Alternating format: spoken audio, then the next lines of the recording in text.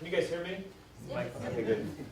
So, first of all, I just want to say thanks for being here. And then just turn behind you, because here's the thing. We had 65 seats put out because there were 65 people that said, yes! And come into your heart event. But, as you guys will learn, if you've ever heard from me speak before, there's this idea that when you give everybody the solution to fix their health, only about 3% of them actually say, I'm going to do it. And so I want to applaud you guys for being the crowd pleasers, the troopers, etc., for saying on this projected beautiful Saturday here in Charlotte that you're going to take some time for your health today. And I promise you one thing, you're going to leave here with more knowledge and more information about heart health and heart disease, and actually about all forms of disease, including things like thyroid and weight loss and high blood pressure, cholesterol, diabetes, etc. How many of you saw the email I sent out saying, hey, listen, I know you're coming. I'm customizing today's event, and please let me know what you'd like me to talk about. Out of curiosity, how many saw the email? It was sent to everyone. I got about 6 responses, which makes sense because that's about 3% of the total registered.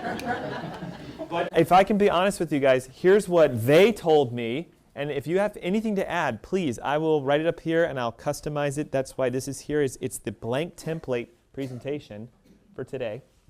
But everybody that emailed me said stuff like this. And tell me if this rings true to maybe you guys. Doctor, I've been on high blood pressure and cholesterol medications for 5 years. I'm sick and tired of taking them. I'm looking for another way out. Anybody? Yeah, right? I had another person say, I have thyroid, I have diabetes. Now I'm being told my heart's being affected. This is now the 3rd new condition I've been diagnosed with. Is there something natural I can do for that? Okay? I had some people say, I'm coming to lose weight, which I thought was really neat because it's a heart health event and we want to lose weight. And the unique thing about your weight, are you guys aware of this? Your weight is a reflection of your health. So if you need to lose weight, then we want to actually get you healthy so your body will lose weight. How? By itself. Isn't that neat? So you can literally fix these areas of your health and burn 3, 5, 10, 15, 20, 25 pounds in a short period of time. I mean, I've seen it happen in like 6 to 8 weeks. So if you're okay as we open up, I want to put an image into your brain to act as an analogy and an example for the theme for today. Is that all right with you guys? And I want you to now become learned doctors. You're going to help me to diagnose this condition to see if you can tell me what's causing it and how would we fix it. So, ready, doctors? Okay. What is going on here? Flat tire. Yes. Okay. What causes flat tires? Well, lack of air pressure is a symptom, but is that the cause? Okay, so if we're going to talk about flat tires, okay, there's a cause somewhere. Something is allowing the air to come out, okay? Could be a puncture, yes? Okay, is that the most common? Okay, so I'm going to say this is the most common cause of flat tires. Well, give me somebody who maybe is like in the world of mechanics or like loves cars. What else could make that thing go flat that's not a puncture? Yes, right? Less common, would you agree? But a valve. Does anybody see where I'm going with this? Yes. Okay. What else could cause this thing to go flat? Yeah, there is this little seal that sits upon the rim, right? So you could have a bad seal, which would mean the air, seal, you get the idea. And so the air comes out, right? So puncture makes the air come out. A valve that's broken, you guys know the little stem, right? The little valve, right? If that guy's broken, the air can come out, right?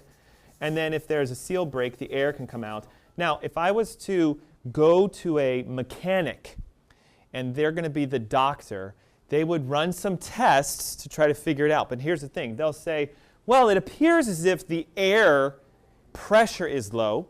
So because that's the cause of this condition, we're going to pump your tire up, we'll inflate it, and you're good to go.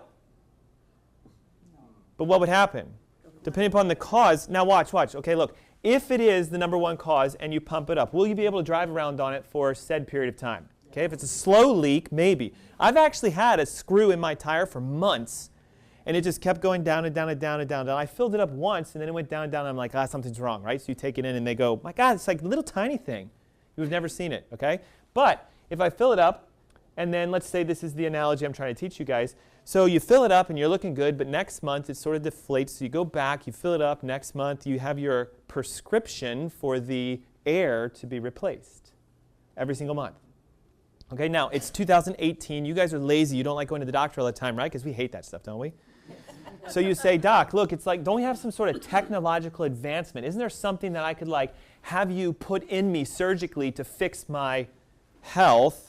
Well, yeah, you know what? We have this new thing. It's a generator. It has an automatic sensor that will detect the pressure in your tire. When the pressure goes too low, the sensor will kick in. It'll suck air from the outside. It'll fill the tire. You will never have to have this prescription refilled ever again because it will automatically fill the tire for you. Just install it, which is a surgical procedure. You get it? And it'll measure it for you. It's like, man, it's 2018. We can do this. So if I have it installed, you guys see the problem. Is it fixing the cause? It's addressing the symptom. This is what we are really good at in medicine. We can detect symptoms, and we can put things at it to try to fix the symptoms, but we rarely go after the cause. So as an analogy, if this was the pressure in your heart, and I know it's low and that usually it's high. You guys see the difference, okay? But if the pressure is high, what do we say? We will give you well, not necessarily a statin for pressure, right? We'll give you a medication that's going to bring it down. You'll need to stay on that for the rest of your life because if you stop, it comes back up. What I'm asking for you guys to just ask the simple question is, what is causing my health issue? And I'm going to share with you a secret. There are only 3. How many?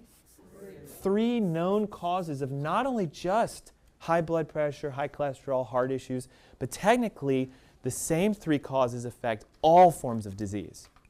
It could be thyroid, it's the same 3. It could be heart disease, same 3. It could be diabetes, same 3. It could be cancer, same 3. It could be weight loss issues, same 3. So I'm going to teach you today those 3 things because here's the deal. If you go after tests that find cause, not symptoms, and one of the tests comes back positive, when you go after fixing the cause, this is what's beautiful about how God built our bodies, right? I'm a believer. I believe that God created your body to heal by itself, which makes me wonder, why would we have health issues in the first place if we're supposed to heal by ourselves? And it's simply because there's some sort of interference by these 3 causes not letting your body do what it's supposed to do. Does that make sense? So I know you guys are itching for them. So in the front of the little package that I gave you guys, you have a whole bunch of things, but there's one that looks like a stool, okay? So as we go through today, I want you to sort of meditate on that stool, focus on it, and write these 3 things down, okay? So we have the top of the stool, and if you're here today for something that has to do with your heart, write the word heart, okay? If you're here today and it's something to do with your health, write the word health. If you're here today, blood pressure, cholesterol, pick the thing you came today going, God, I really hope he talks about this. Okay, it's really important that you do this, partly because when you leave here, and let's say I call you 3 days later and I ask you randomly, hey, remember those 3 things, those 3 legs? What are they? What are the chances you guys are going to just spout them out like that? Are they high or are they low? 3 days later, typically. Pretty low, unless you do what? Write it down. And you can say, hang on, Doc, 1 second. I'm going to go get my notes, right? And then you can cheat until you memorize it. But I promise you, like, if you could memorize 3 things that have to do with your health, way more important than cholesterol numbers, my sugars, what my EKG says, what my MRI says, these 3 things would be something to really focus on for your life and for your health. And it works like this. Number 1, your nerve system. And you'll see why today. Some of you may already know this, but wouldn't you agree that your nerve system has something to do with the ability for your body to heal by itself? Yes or yes, right? In fact, it's the only thing that dictates the direction, the flow, the timing, and everything that has to do with if there's something wrong with your body and how it heals by itself. As an example, if I have a pinched nerve or I have nerve damage, then the area that section goes to doesn't work, right? If I was somehow in an accident, I blew out one of the discs in my back, I injured the cord, the nerves going down my leg are no longer functional, my leg will do what? It won't work, okay? So the same thing can happen to organ tissues. The only difference is instead of nerves being typically damaged to organs, they are irritated or compressed or inflamed, etc., okay? So one issue is nerve system problems or nerve system interference. The second is a gut issue. And when I say your gut, I typically mean the relationship of the bacteria, the leakiness of it. Guys, have you seen this new term floating around the internet of leaky gut? Okay, if you have this gut issue of a dysbiotic, inappropriate bacterial relationship or a leak to your intestines, it causes a decrease in the ability for you to heal. And the research is actually now showing that a leaky gut, or what's known as a microbiome dysfunction, don't worry, I'm going to go through it, has been connected to almost every major chronic disease today. You're going to see some studies that have come out in 2011, 2015, 2017 saying if you have a leaky gut, you have high blood pressure because of that. It's powerful. If you have a leaky gut, you have a heart issue because of this. You have thyroid issues because of this. You have joint pain because of it. You can't lose weight because of it. It's connected to about 98% of what most of us deal with our health. So is that big or big? It's huge. It's massive. And listen, some people go, I don't have a gut issue because I don't have a gut. It's not the size of it that matters. It's the fact of the bacteria inside. Does that make sense? I'm not talking about like, oh, well, I'm not overweight, therefore I don't have it. We're talking about the direct connection between how your gut communicates with your brain and they talk to each other. Did you guys know that? So your gut gives your brain information, and if your brain is what helps to heal you, can you see how that would be the second layer of interference? Does that make sense? Now, thirdly is toxicity. And this is going to blow your minds because the recent research is showing that there's one specific toxin, one specific type that is directly connected to the intensity of your pressure, the likelihood of you developing a heart effect, and a direct connection to overall health based upon if this toxin is present in your blood. And out of curiosity, I'm wondering, does anybody know the direct toxin that makes you have heart health issues? That's why we need to talk about today then, right? So that's what we're going to do. Okay, so I had people email me saying, I'm here because I want to get off of blood pressure medication. I don't want to take a statin anymore. I'm looking for a better way. Hey, I also have thyroid. Can you help with that? I'd like to lose weight, etc. So is there something outside of that that you guys want me to talk about today, out of curiosity? Something specific. Yes, ma'am. With cholesterol levels, Uh-huh. and eating more fats and whatnot, your cholesterol typically goes up a little, which is fine. I'm Right. in the numbers. But the LDL, I've never heard anybody talk about what is a healthy LDL. Ah, good, good. Okay. That's oxidative. Yes, right? Yes. Okay, so we'll just say we're going to go deeper into the cholesterol realm. Can we do this today? Okay.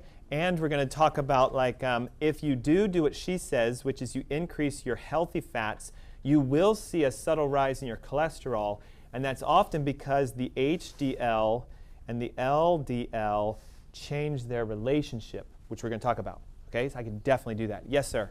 Is inflammation Ooh. toxicity, is that? Okay, you kind of stole my thunder. Thank you. I'm just kidding. Okay? All of this creates what? Inflammation. And so if I was going to tell you, okay, let's try to come down to one cause for all disease known to man today, it's inflammation. The difference is where the inflammation lies. Toxicity creates inflammation at the cellular level. Would you agree? Gut creates inflammation at sort of like a systemic level. You can have inflammation in your intestines, or you can have it cause inflammation in other regions. And there can be an inflamed nerve system, but all of these create inflammation. And here's the tricky part. Inflammation then creates those back, doesn't it? So it creates this catch-22 loop. When you're inflamed, your gut gets worse. As your gut gets worse, you become more inflamed. As that happens, you become more toxic, which creates more inflammation. So it's about calming this response down. And here's the key. How many doctors test you for your inflammatory markers?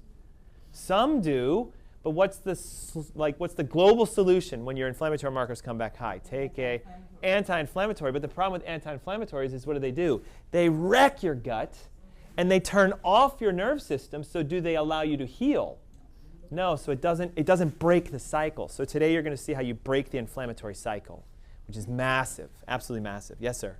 I don't know if you'll talk about it, but I know it's important, is a good night's sleep. Yes. How sleep can repair, and how not getting a good night's sleep, like me, I don't get a good night's sleep, how that's affecting blood pressure, glucose. Yes, and let me, if I can point out a couple things to you. Remember we said before, if it's not heart, you could write sleep. These are the top 3 reasons people can't sleep. Yeah. These are the top 3 reasons our heart don't work. These are the top 3 why we're inflamed. These are the top 3 why we have diabetes. So it's going to be inherently talked about, but I don't have like direct in here a slide on sleep. But we can chat about it. Does that make sense? Anything else? Yes. I'll do loyal, and then we'll talk in just a moment. Yes. What kinds of foods can help to build the heart? And what kind of regimen can you? Foods to build the heart. and Okay. Regimen to strengthen the heart. We can do that. We can do that. Yes. How important is it to supplement CoQ10 if you're on CoQ10 on a statin, yeah, that is definitely going to be talked about. And we're going to talk more about not just why you have to supplement it, but what else does CoQ10 do for us? You guys hear what he said? If I take a statin, do I have to supplement with CoQ10? Because what do we know statins do? They decrease this, but here's the bigger question. By decreasing it, what does CoQ10 deficiency create? Creates the inflammation, which creates the condition. So the statin that protects your heart actually makes your heart worse. So before just taking this to like, oh, I'm on a statin, so should I take this? Absolutely. But what's the bigger question that you should do? How do I get off the statin? And then rebuild. We'll talk about that. Yes. Yes, ma'am. Go for it. Fatigue, right? Yes. And that comes from several things. One, the fact that inflammation often sucks the life out of our cells, and we need oxygen for our cells to produce energy. And therefore, when we're toxic or our gut's inflamed, our energy starts to drop drastically. So again, notice if I write energy here, what do I get? I get 1, 2, 3. If I write sleep here, what do I get? 1, 2, 3. Do you guys see how it works? Mm-hmm. So without further ado, we're going to really dive deep into this. And you guys have notes. You have everything you need. It's not that you can't ask questions during the event, but just know sometimes as you ask more questions, we go, my God, it's 4 o'clock. How did that happen? Okay, so like I have a radio show at 3 o'clock today, so I definitely have to be there for that.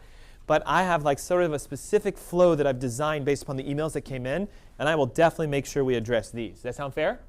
And the secret of it all is this, okay? If you're here today and you're going, I wonder if this way would work for me, because I know you guys look through packets and all this stuff. The pink elephant in the room is the sheet that has the price on it, right? Especially those of you who have the red folders and stuff like that. That is your retail cost through Medicare, Blue Cross, Aetna, etc. if you came into my office and asked me to test these 3 items. Does that make sense? But I have a special today for anybody who wants to get this done where you can get it at cost, which I'll explain in a moment. But again, the pink elephant's always, oh God, like there's this money thing involved. I did not come here today to get new patients. I came to teach and educate. But what happens as a side effect is often people come up to me and go, my God, like how do I get these tests done? Well, I can help you with it. And I can help you save a tremendous amount of money because, unfortunately, some of these tests are extremely expensive if you ask Blue Cross or Medicare or whatever to pay for that. Everybody cool with that? Okay. So I'm here today because I had my life change when I met this woman who's my wife, Dr. Sarah Ernst, and then when this angel showed up in our lives. And those of you who know this story, I mentioned she's an angel because her hair is blonde and ours is not blonde. I know it's not really high resolution, but her eyes are blue and mine are black and my wife's are brown. And so we kind of scratched our head going like, where did you come from? And I kid you not, even when we're out and about, we have some people come up and they're like, is this your daughter? And we're like, why would you ask that? It's an obvious yes, but they're like, well, she doesn't look anything like you guys.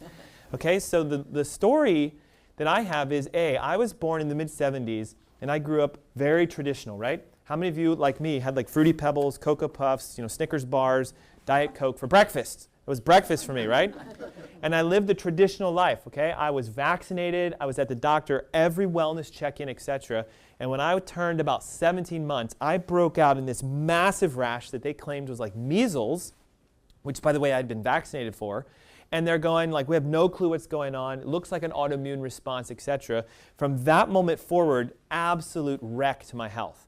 I ended up developing asthma, allergies. I had chronic respiratory infections. I got diagnosed with an arrhythmic heart. They put me on a medication to try to slow my heart rate down, which did what to my blood pressure?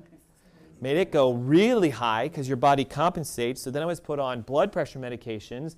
Then I started having further breathing difficulties. I got MRIs done when I was in my teen years, and they said, my God, you have it looks like you're a smoker. Your lungs are filled with scar tissue. I had to have an oxygenation machine at night to breathe when I slept.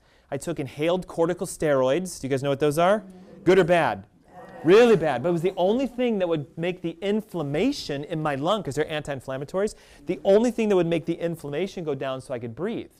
I was literally walking around with a portable oxygen generator that would feed me through a cannula when I was in my teenage years. And all of a sudden, I start dating her in high school. and she takes me to a chiropractor because she has scoliosis. I go as the good boyfriend, right? I'd never been to a chiropractor before in my life. I thought they were crazy. I thought they were like cuckoo people, right? You would like hold a cat and somehow a crystal over people and they would heal is what I thought chiropractors did. I met her. We start going to this chiropractor, and literally he pulls me aside and he's like, listen, I mean, I hate to have to tell you this, but like, there's an answer to the health issues you have, and it lies inside your body. And I was young, right? I had to get permission from my parents, all this stuff, and my dad's like, I mean, whatever, we're doing everything else. And it was like within a couple months, I started getting adjusted, and I started breathing better. My heart rate started improving. My pressure started going down. I got opened up into this world of alternative medicine. Listen, when you live your life in doctor's offices and hospitals, what do you want to be when you grow up? I mean, I was on the path. I'm in pre-med school. I'm studying for this kind of stuff. I get accepted to an undergrad program through the University of Maryland and then through a third-party program out in Hershey, Pennsylvania to actually get, I was already approved for medical school while I was in college. Off I go, and here's what happens. I'm studying medicine, everything else. I have my life change. I meet her, and I quit it all. Just boom, like that. And I go, I'm going to become a chiropractor. Now, I come from a very medical family. I have like surgeons. My father-in-law is an anesthesiologist. They all thought I was nuts, right? And here I am today, now not just a chiropractor, but I've studied functional medicine, I've studied detoxification, cellular regeneration, healing, and I have physically seen people that look practically dead come back to life again. I've seen cancer go away, I've seen heart disease be reversed, I've seen diabetes clear out in as little as 90 days from people who have been diabetic and having heart issues for long periods of time. And I'm here today to tell you that the gift that I got is why I do this, why I'm here on Saturday, why I'm teaching you, why I do the radio show every single week. Because if I never met her, I know I would probably not even be here today. And then my recent gift was this little dude who is now 17 months and again, blue eyes, and it's turning blonde, but it's on its way, right? So I share this with you because, listen, like I get choked up when I see people's lives change because it happened to me, and I love the fact that God gave me this encyclopedia brain that I have, because once I learn something, it's like I never forget it, and I can really connect dots. You'd be amazed sometimes when I sit down with someone. I mean, I see a couple patients here. When I sit down with you guys, and I'm like, well, look at this, and have you ever thought of that, and what about this? And we test something, and there it is, and then we fix it, and it's like, poof, life change. It's so amazing, and I hope that maybe you guys have an opening aspect for that for yourselves. I show this again because we talked about it at the beginning, but it's truly the truth. You're going to get exactly what you need to do right now to change your life and your health. And you can even find out the foods to eat. But if I gave you like, here's the heart health diet. Do this. And in 4 weeks, I'm going to follow up with you and you should be healthy. They actually studied it. 97% of people don't do it. And there's often a reason why. What do you guys think the reason why people don't do things is? Well, maybe for them, they think it's too hard, right? Or it might take too much time. 4 weeks? I want this like yesterday, right? Okay, or, well, you're asking for organic food, you're asking for me to go get these supplements, this stuff costs a lot, right? So we let cost, we let time, and we often let the idea that we can't do it hold us back. And you know the famous quote by Henry Ford says what? If you think you can or you think you can't, you are right, okay? So the way you decide, the decisions you make about your life do truly determine your destiny. But here's the challenge, right? Only 3% of people actually make the life change necessary. I could show you a test that's going to guarantee if one of your health issues is coming from a toxicity, you can get this test done. It'll show you the exact toxin. I can show you how to get rid of it. And you might go, well, is my insurance going to pay for that? Oh, my God. You might go, once the test comes back, how long is it going to take for me to get rid of this? Like, isn't it better to know that this is the thing causing your health issue? And it doesn't matter how long it takes because now you know an answer. But that's, again, the difference between the 3% and the rest. But the nice thing is, you guys are the 3%ers because those empty seats, they're the ones going, well, it was supposed to be 78 degrees in Charlotte today, and I don't want to be here. Got it? So success and failure is really between your ears. You get to decide. Now, we've kind of mentioned what we're going to do, but I'm going to go over the causes of heart disease, which I've given you already. We're going to discuss the tests that can find them to see if you actually have these things going on. And then I want to spend some time on why the medications like cholesterols and beta blockers and all that stuff actually make your heart worse Yet we are told they make them better, right? Take an aspirin a day and what will happen? It'll prevent you from having a heart attack, right? Okay, take your cholesterol, keep it between the 200 and 180 range, and you'll never have a heart attack. Yet we're finding out, actually, you have more heart attacks than if you let it go higher. It's weird, isn't it? And then I want to show you the one thing that I've learned that actually helps you to prevent anything from happening in the future. And if you're in a current state of health, you can actually reverse the underlying issue, get off the medications, and allow your body to express its health by itself. And it does not take very much time. Now, I show this only because these two bounce back and forth, don't they? Mm-hmm. Last year it was cancer. They're probably predicting this year is heart disease, but it's pretty much neck and neck between the two of them. And I have a really curious question for you. What is unique about these two compared to this one? Chronic lower respiratory disease, like emphysema, chronic infections, pneumonia, etc., compared to cancer heart disease. What is different about that than this? You can control these. They're within your control. Can you feel heart disease? No. Can you feel cancer? No. Can you feel chronic lower respiratory disease? Oh, yes, you can. Oh, yes, you can. I had that. It's terrible. It's miserable. So notice, though, the things you can feel, I mean, yes, people die from this, but it the most. And then let me ask you this. Can you feel nerve system interference? No. Can you feel a leaky gut? No. Can you feel toxicity? These are the causes of the diseases you can't feel. Well, ultimately, and then some. But yeah, later on. Now, if I do feel cancer, though, right? If I wake up and I'm like, I feel like I have cancer, it's pretty bad, right? And if you feel the heart attack happening, then it's happening right now. What I mean by it, but you're right, though, is you can't feel them while they're developing. Yeah. And often that's why they kill so many people, because we live our lives as Americans how? Man, I just want to feel good. That's all I want. I just want to feel good, and I want my labs normal. And I want to be able to afford my medications. At least that's what we're being told, right? We're going to make your meds cost less. Have you seen the new commercials? If you can't afford your medications, just call this phone number and it'll be free. Like we basically want to give them away to you. Now, I'm curious. Did you guys see not that long ago, and they don't put this in the published stats. Why? Because there is something between these two that also kills a lot of people. And it's what? Yeah, so it's going to the doctor, asking them to help you with this, and you end up sometimes dying in the process. And the sad reality is, why is that not here when you do the graphs and everything else? Because they don't want you to know that they're the third leading cause of death in the U.S. So when you go to your cardiologist and you ask for help with your heart, you're walking into the third leading cause of death in the U.S. asking for a correction when we should wake up to the reality of it's not going to do that, okay? Now, did you know that by tomorrow in the United States, 2,000 people are going to have a heart attack, statistically? 2,000. And they estimate that 80 million adults have already developing heart disease, because, again, you can't feel it until it's too late.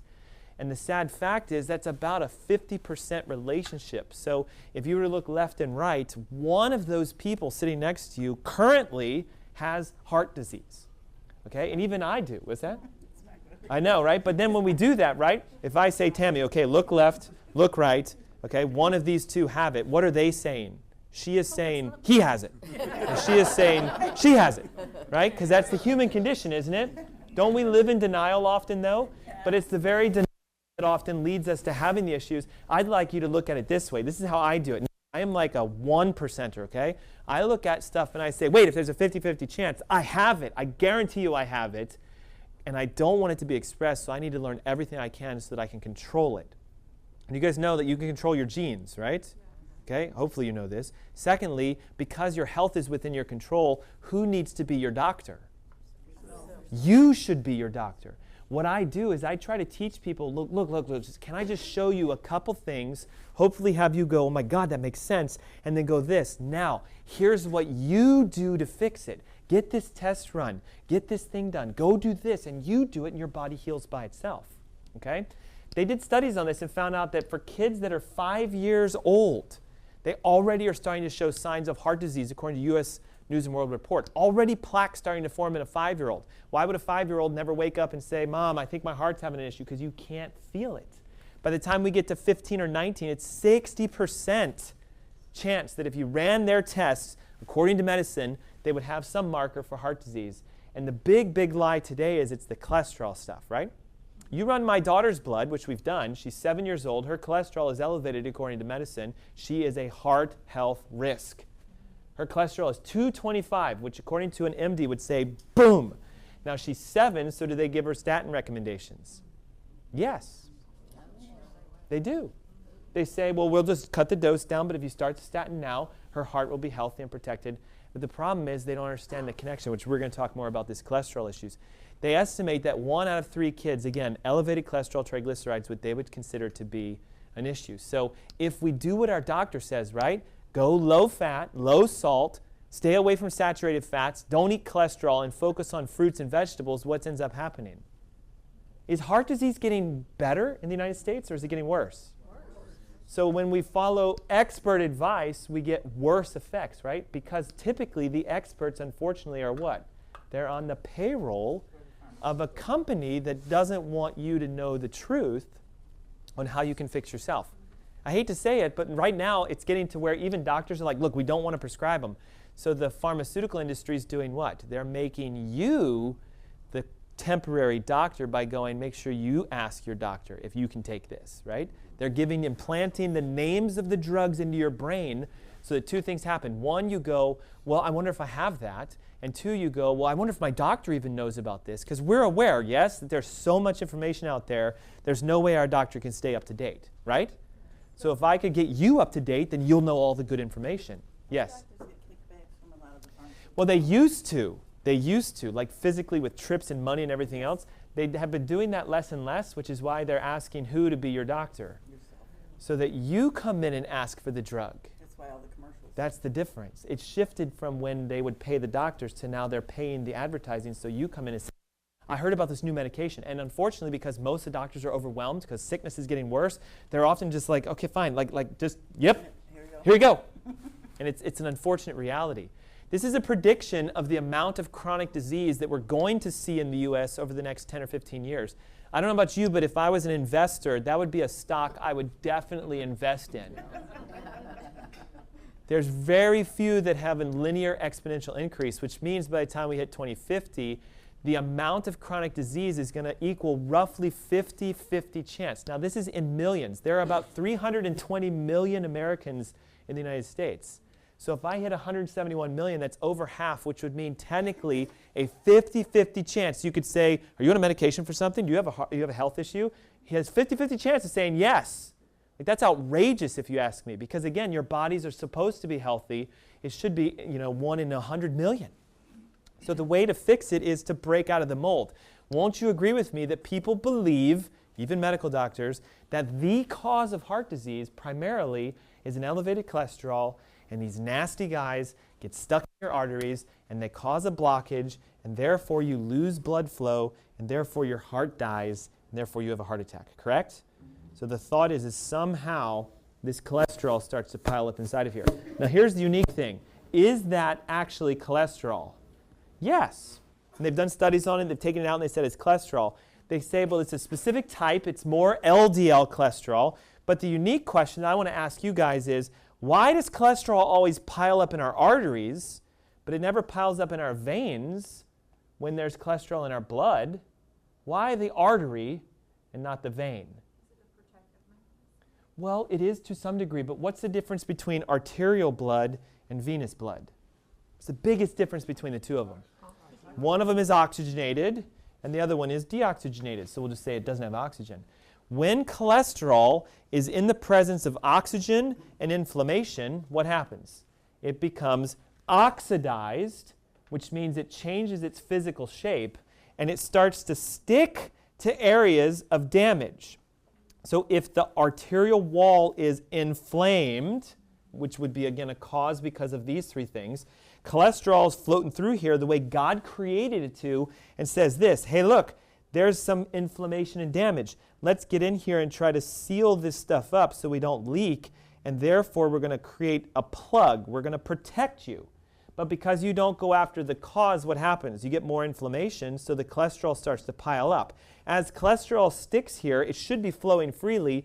All the additional oxygen starts to oxidize it, and then we get this plaque formation. So what would the ultimate cause of heart disease be if we're looking at the relationship of a plaque in your artery? Is it cholesterol's number? It's the amount of inflammation. It's the number of your inflammation that determines the location of this. Now, do you typically have inflammation in your veins? Yes, but there's no oxygen, so what happens? It doesn't oxidize and it doesn't plaque and it doesn't build up. So it can't be the cholesterol that's causing heart disease then. Does that make sense? We also know that it's more likely that if you do what the doctor says and you get your cholesterol under 200, you push for 180, you push for 170, etc., you actually have a higher risk of having heart attacks and strokes than if you were to let it go above. More people have heart attacks with lower cholesterol than with higher cholesterol. And the new recommendation is to try to push it even further. Now, I don't know, I wasn't around for this, okay, but I've done the research on this. In the 1950s, does anybody know what the number for cholesterol was? What was a normal cholesterol number? If you went into your medical doctor, you had your blood test run, what would the normal number be? Does anybody know? Anybody remember this? 250, good guess. Good guess, right? It was 250. 250. So if I was at 250, I was told everything's good, it looks great, right? Then as we started to develop statin drugs in the 50s and 60s, we started recognizing we can make this stuff go down. We can change the lab. So what we started doing was we went to 225, right? Then we went to 210, then we went to 200, and right now the new recommendation is what? 189. Yeah, less than 200. And the reason for that is we've made stronger and stronger drugs which will actually make that something we can accomplish. So if I have a cholesterol of 200, they'll say it's too high because we now have a drug that can make it under 200. Right here, we never had a drug that could get you under 250, so we just said, well, 250 is the normal. As we get better with drugs, the numbers drop because we can do what? I can put more people on them. And they're doing it also with blood pressure. What's normal blood pressure now? 120. No, not anymore. No, they just changed it. Did you see it? 120 over 80 is now considered pre-hypertensive. You should be put on, I know, you should be put on a blood pressure drug because they want it at 115 over 75. Why? Because so many people have high blood pressure, they're going, well, we got to control it somehow. So what do? We'll lower the numbers, we'll put more people on the drugs, and that'll fix the heart health issues. But it's getting worse and worse and worse. So go after the cause. Statin drugs not only do it, but they actually lower your cholesterol, which would do what? Lower the ability for you to take care of the inflammation, which does what? Increase the risk of you bleeding out, creating a stroke, making you more likely to have it. And I hate to say it, but the satanic nature of pharmaceutical industry knows this. They know if I can take a healthy person and make them sick, I own them for the rest of their lives medically, and a healthy individual taking a statin will become sick. Now, you might be here today going, Doc, I've been on statins for 5 years. What do I do? Literally, you stop them right now if you make that call. Not me telling you to, but you have to make the call. It's your decision, but the research says you don't even need them in the first place. And they're actually making you more unhealthy by taking them.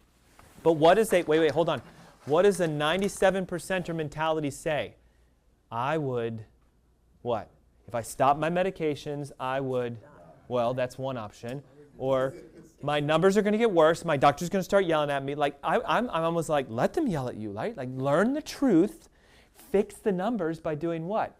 Fixing your top 3 causes. See, we often think, well, if I don't do the drug, I'm going to fall apart, I'm going to die. No, you won't if you fix the cause. Does that make sense? It's like it's so easy, but nobody talks about it, okay?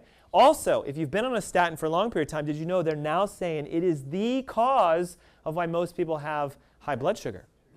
You take a statin long enough, it spikes the ability for your insulin to increase. An increase in insulin leads to inflammation, which we know is a cause of heart disease. And by the way, the higher your insulin, the more weight you put on your body. And your insulin doesn't always just go up because your sugar goes up. It goes up in a response to inflammation, because what's the number one food source we eat that creates inflammation? Sugar. Now here's the trick to it. Because our bodies weren't really designed to have all these toxins in our environment, like we weren't created to deal with the level of toxicity we have today. Would you agree to that? Mankind created the toxins. Your body doesn't really know that the toxins aren't sugar. It sees them as a source of inflammation, and it says, well, we got to get the inflammation down. We're programmed to know that sugar causes inflammation, so the more toxic you are, the higher your insulin, and as you get higher insulin, you start to develop more fat, more inflammatory processes, because that's what insulin does. And by the way, insulin makes you age faster. If you want to tighten your skin, you want to get the wrinkles out, etc., all you got to do is get your insulin levels down, and your body reacts like that. Now, statins also do one thing. They shut off an enzyme called HMG-CoA in your liver, and your liver naturally makes cholesterol. So I'd like to think of it this way, just as a little brain teaser for you guys. If your body can make its own cholesterol, is cholesterol therefore then ultimately the death of you? Is it this dangerous for you to have cholesterol in your body? No. Your liver actually makes cholesterol in response to the amount of inflammation you have. So watch this. The more inflamed you are, the higher your cholesterol goes. Does this make sense? But see, your doctors are trained in a number, so if you walked in and you had a 330 for total cholesterol, okay, they would instantly go, what? Crazy. No, like you're going to have a heart attack tomorrow. We need to do this immediately. We need to get you on a statin tonight, right? They jump straight at it. But the problem here is that this is elevating because of that. So if you don't address this and you lower that down, you create more inflammatory response. You actually make your liver make more cholesterol, so that's why the drug is often fought by your body. Also, we know that your brain is made of cholesterol, so if you take a statin or you're lowering your cholesterol enough, what do we tend to see? We see the ability that we can't remember stuff. We see brain fog, forgetfulness, dementia, cognitive decline. I promise you, most people that I've worked with that have been on 1 or 2 statins are often, when we get them off of it, it's like they start going I feel like I'm a brand new person. I can remember so much stuff. It's amazing the amount of brain fog and forgetfulness and fatigue that goes away. CoQ10 is a big one. Because when you take a statin, your CoQ10 goes down. But if we were to sort of zoom in, and I'm a horrible artist, so please just understand, this would be the left, this is the right. You guys know your heart has the atriums, the top squeezes first, then you have ventricles at the bottom. These push blood to and from your lungs. These push blood to and from the rest of your body, okay? Now, when you take a statin, the ability for your heart to beat has to be regulated so that if they both beat at the same time, what would happen? So if the top and the bottom beat at the same time, what would happen? The blood would not move anywhere because it would stay stagnant, and you would lose blood flow to your body and you would die. Okay, so it's very important that your heart goes beat, beat, correct? Bump, bump. What happens is it goes atrium, ventricle, atrium, ventricle. Here's the unique thing about CoQ10, for those of you who asked about it. There is this nerve that runs right through the center of your heart, and God designed it so that the electrical current would be slowed so that one could beat and the other could beat. So when the brain tells the heart to beat, the signal for beat comes in, and what happens is the heart goes beat, slow, beat, slow, beat, because it's just one signal. Everybody with me on this? What do you think slows the electrical current down between top and bottom? CoQ10.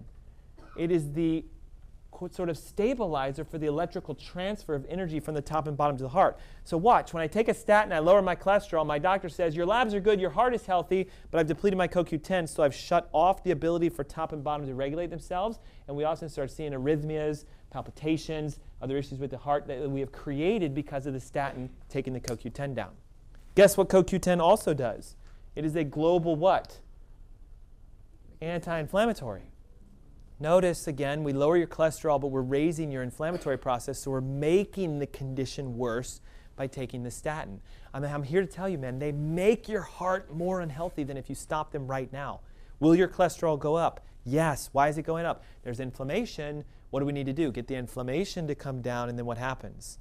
They'll stabilize to normal. What's normal cholesterol on the average for human beings? 225 to 250. Make sense? I know you guys are having your minds blown right now, right? It's getting really quiet in here. I'm not the only one talking about this, okay? I would highly suggest, it's like $10 on Amazon if you really, truly, if you like reading stuff. A PhD and an MD came together. He's a cardiologist, and he said, look, man, the whole thing is made up.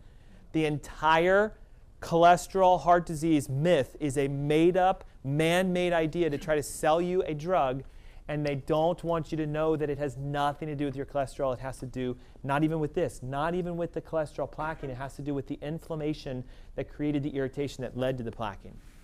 Okay, the lead author said this: if you were to blame cholesterol for heart disease, then you should blame firemen for the fire. If a fireman shows up to try to put out the fire, then you would say this, right? Wow, every time there's fires, there's a lot of firemen, so firemen cause fires. That's what they're doing. Wow, there was a heart attack. Wow, there's a lot of cholesterol in the heart. Cholesterol causes heart disease. It is a complete lie, an absolute lie. And again, you can go online and look it up. Another doctor, the great cholesterol clown, 29 billion reasons to lie about cholesterol, because that's about per year what they make on just one statin drug. And then you have another doctor going, why inflammation is the key. And again, what's the 3 causes of inflammation? Primary 3 causes of inflammation: nerve, gut, toxins. 1, 2, 3. This is where you meditate your health in your life. You fix these 3, you will control your inflammation. Your body will heal from whatever is going on by itself, naturally. Make sense? I want to talk about this because I have a lot of people email me and they're sending stuff like, did anybody hear my oil show? I have a radio show, right? Like, I got more emails off that show than I have in probably like the last year. Almost 200 emails from people going, hey, what should I cook with? What do I use? I use corn oil. I use canola oil. And they're even saying that they're healthy for your heart. Yet watch this. They've done studies on this, that when you eat vegetable oils, it does what to the LDL? Makes it more oxidized, which makes it stickier and makes it plaque more. The vegetable oils makes you have more plaques in your heart. But aren't you told, oh, no, they're vegetable oils, they're healthy for you. And also, here's the crazy thing. Vegetable oils like corn and Wesson and Crisco and canola activate a gene inside your white blood cells to turn into something called a foam cell. And a foam cell does this. It goes around and tries to eat the cholesterol. So those foam cells show up like pus inside of this. And what that white, sticky, plaquey stuff is not actually cholesterol. It's the conglomeration of white blood cells eating the cholesterol, because oxidized cholesterol is dangerous for your body. And what makes it do it even worse is if you eat these things. Does that make sense? So be very, very careful about the oils you consume. When you look at it the way it works, every single cell inside of your body is where we have to target your therapy, right? Because inflammation is at a cellular level. So the way you fix inflammation is you fix the membranes of the cells, you get the toxins out, and you make sure that the nerve supply is connected. Because again, if I zoom in, say, instead of on an organ, directly to just one cell, what's making this thing work, yes, there's DNA, but the DNA has to be told what to do. Does that make sense? Just having DNA doesn't mean you express a condition. If you have, say, a heart disease gene or a diabetes gene or a cancer gene, there are hormonal responses. Things land on the cells and they tell the cell what to do. You have nerves that tell the cell what to do. Typically, the nerve will tell the cell to live and to stay in a healthy state. Or the hormones will say make energy, produce things, etc. All cells take oxygen in, they need water, and they also need food, just like you do, correct? So what happens is, the more inflamed you become, typically because of first your diet or because of toxicities, the membrane that wraps and protects your cell is made of fat, and fat tends to be able to accumulate certain things like toxins, etc. So the fats you eat directly affect the cells of your body and the cells of your heart, which is why the first thing you've got to do is stop the artificial oils and start eating more healthier oils, coconut oil, and avocado oil, and hemp oil, and chia seed, and flax seed, all the natural oils that are typically found in nature that haven't been chemically extracted. Number 2 is, once you change the membrane, you got to recognize most people have toxins directly connected to the membrane. So if I can't get oxygen in, and I can't get the toxins out that the cell naturally produces, does this cell become healthy or sick? Now, will the brain recognize that there's a sick cell going on in the body? Yes or no? Yes. It's designed to go, wait a second, this is not right. And it would send an electrical signal to the cell that's unhealthy to say, sayonara, goodbye, die. And it should activate a new healthy cell. But when there's an inflammatory process, or you have a leaky gut, or the nerve itself can't send the signal, then what happens? The cell stays there, and they duplicate, they replicate, and that's called disease. Everybody with me on that? So the answer lies inside the tiniest parts of you, which are the cells themselves. And so if you look at it, research and even science is saying, look, it's all about inflammation. If you can control your inflammation, you can control your health and control your life. Discover magazine even said, look, it's atherosclerotic plaquing, it's heart disease, it's cognitive decline, it's aging, it's cancer, connected to everything. And yet when you take a drug for anything, does it increase or decrease your inflammation? Increases it. So the very things we take to get healthy are making us more unhealthy. So here's the breakdown, okay? If I'm going to go into each component for you, The neurological side is connected to the fact, and this is worth noting, your heart is connected to two areas of your nerve tissues. First, the very top of your skull, the vagus nerve, which comes right out of the back of your neck. Like if you were to try to point to vagus nerve, it's right here. And secondly, it comes out of the first 4 thoracic nerves. Now I have a curious question to ask, and maybe you guys would be okay if somebody would say this to me. Is anybody, like, by show of hands, taking a blood pressure medication right now, out of curiosity? Okay? With those of you who have your hands up, do you ever get this like weird sort of burning, aching, dull pain like right here in your back? Okay? Do you know why that's happening? The pain is the outward indication that there is a misalignment issue here within your spine, squeezing the nerves affecting your heart. Sometimes you'll often see people go, well, look, I have high blood pressure, but I also get chronic headaches. My eyes feel like they're bulging out. My ears are ringing. Yes? And what happens is it's an indication that there would be a compression to the nerve up here. This nerve should slow your heart down. These nerves should speed your heart up. Now here's what's crazy. If this nerve is blocked, then it doesn't speed your heart up. And what happens? Your pressure goes up. If this nerve is blocked, it doesn't slow your heart down. And then what happens to your pressure? It also goes up. So it could be that you have an issue here or both. One way of knowing is not just saying, well, I don't have any pain there, so I must be good. It's actually physically looking at it.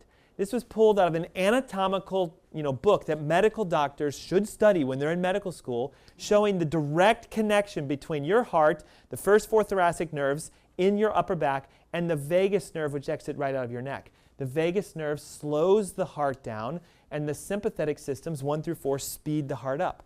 Why do you think God made a system that would speed it up and slow it down? Because if you're running from a tiger, you want your heart to do what?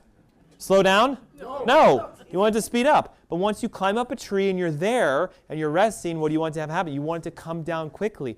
What we're having today is most of us are running from tigers that are looking like emails, or like our friends yelling at us, or somebody honking at you. And your system will naturally, do the same thing as if you're being chased by a tiger. So you got to learn how to control your stress. You got to learn how to sleep well, because it'll decrease that. But the question becomes, what if there's an alignment issue in your spine creating this? What was happening for me when I was younger, I had a negative curve in my neck.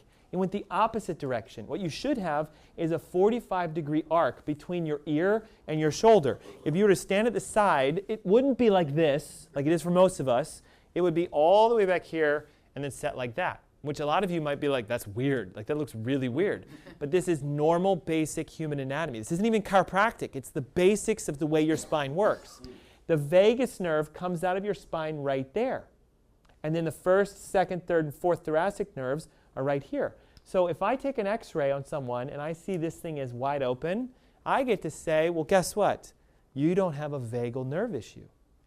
This is one test that I recommend all of you get, at least if not on an annual basis, at some point in your life, to find out if that is blocked. Okay? If it's blocked, we have an issue. It's a patient of mine that I met back in May of last year. Came to one of my events and said, look, I'm multiple medications, multiple heart issues. I like what you do. Nobody's ever talked to me about this before. Can I come into your office and get tested? And I'm like, yes, you can. Okay, take this information, go over to my staff. They'll talk to you. He booked an appointment. I want you guys to be doctors again. Remember the flat tire we did before? Help me out. Where is his vagus nerve?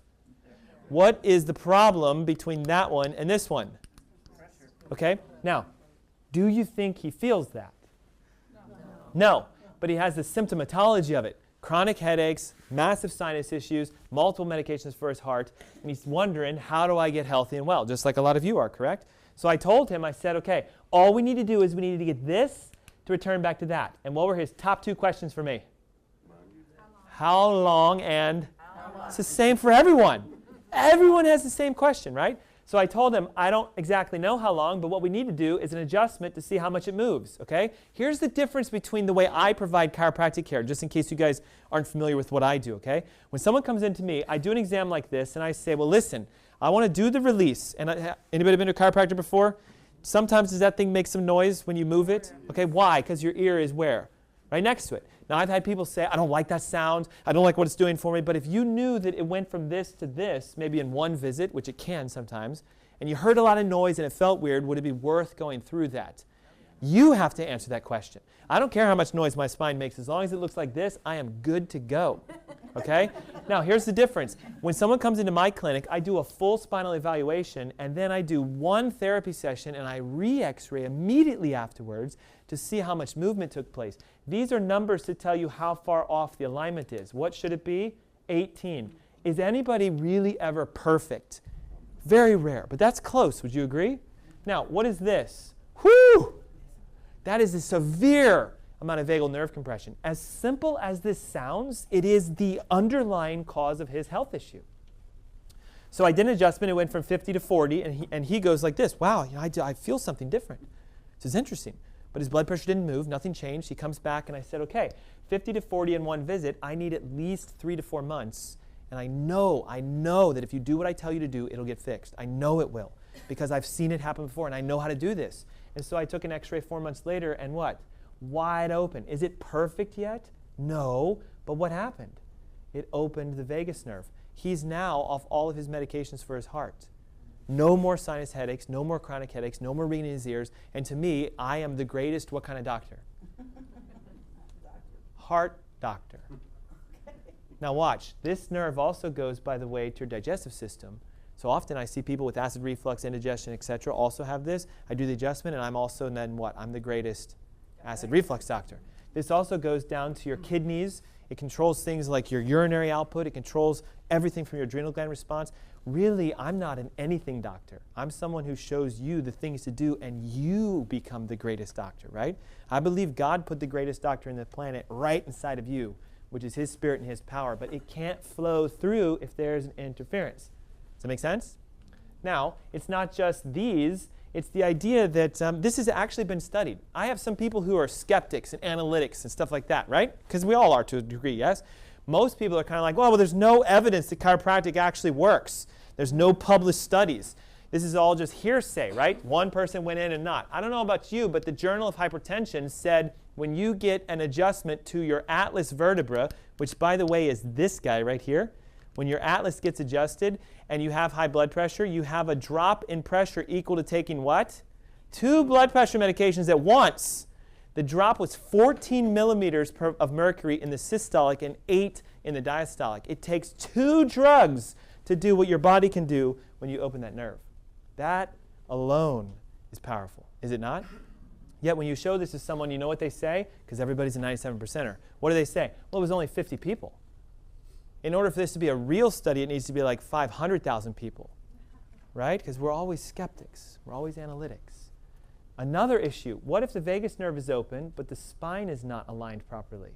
So maybe we have this here. This is a sign of that T1, 2, 3, 4 problem. And it can be even worse if it's bent forward. So my question for some of you is, do you know what your neck looks like? Your neck controls everything that's down through your hands and everything inside of your heart and lungs. And your thyroid, by the way. So I worked with Barbara for a while. Barbara came to one of my events, and she says, listen, like this is all fine and dandy, like thyroid, heart, etc. She's like, I have raging sciatica. Anybody ever had sciatica before? Like raging. She's like, I love what you talk about, but can you help me with my sciatica? And I'm sitting in this event, and I'm like, well, did you know the sciatica would be the same as putting heart at the top or whatever? Like, you guys understand what's causing my sciatica, 1, 2, 3? So I came in and I said, yes, we're going to do it. I took an x-ray of her neck, and I went, oh, my God, your neck is causing your sciatica. And she goes to me, no, sciatica's here, doc, here. Here's the problem. Do something here. And I'm like, well, hold on for a minute. I want to adjust you here, and I want to see what happens to your sciatica. Now, is that sometimes, again, a big jump for some people? Yes? Okay? I have patients who come in almost completely arthritic knees. They can barely move them, and they're like, can you please help my knee? And I go, let me look at your neck.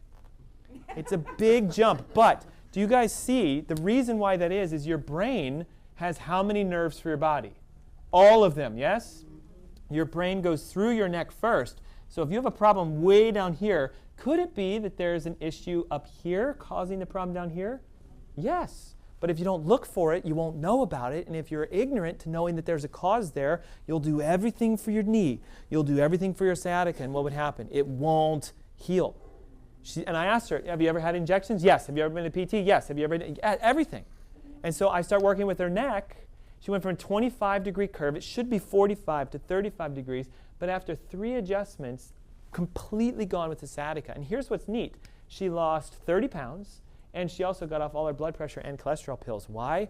Fix the cause. And I didn't really mess around with her hips that much. I worked on her neck. Now, you also need to know it's not just your neck, right? Did you guys know that your kidneys are intimately involved in your blood pressure and your heart health? Is this new news, or is this, everybody knows this? Like total transparency, show of hands if you're like, I had no idea my kidneys had anything to do with my heart. Just out of curiosity. Because a lot of people have no clue about it. I'm ready for this. Your kidneys regulate what? Your fluids. Okay? If your kidneys aren't working properly, you retain fluids. If you retain fluids, what happens to the pressure of a closed system? Goes up. Did you know that your kidney has a little tiny receptor on it that measures the pressure of the blood flowing through it? And if the pressure is too high, it opens the floodgates and it lets the water come out. Did you know that? This is what a diuretic does. It forces the floodgates open. So like an HCTZ, lisinopril, these kind of things, they open the kidney to say urinate, urinate, urinate, urinate. But what am I doing? I'm only addressing the symptom, which is there's too much fluid in your system. Okay? The kidneys are controlled by the region of your spine right here.